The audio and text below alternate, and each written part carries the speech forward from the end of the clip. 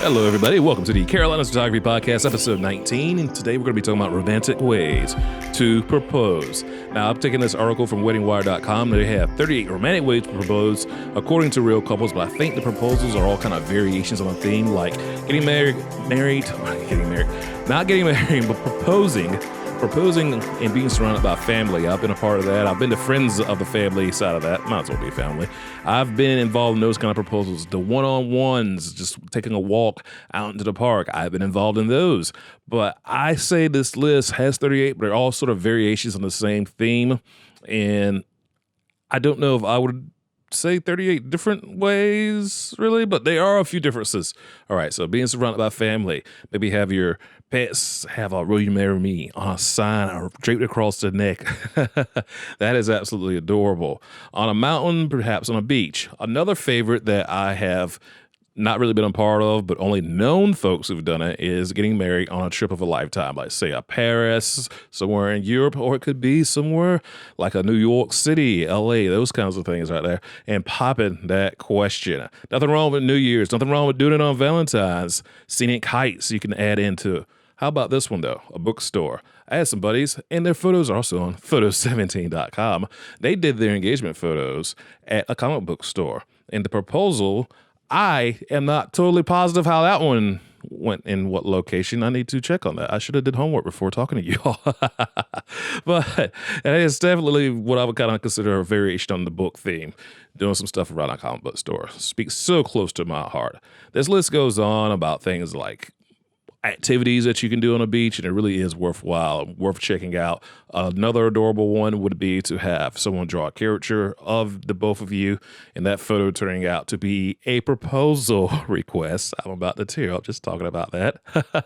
Getting flower petals thrown around. That's kind of what happened in the park with me and some of my friends whose photos I was involved in. Throwing not too many petals around there. We didn't want to litter up the park. There's always like some logistic details on these wedding proposals that you have to keep in mind. But champagne and flowers is a classic. That definitely is not going anywhere anytime soon. Some people have done it Christmas tree shopping, and I'm still going down this list. Another variation of the theme would be like, do it in Greece. Now, this is interesting because I had a buddy propose in Paris, and they're now a long going on a decade couple.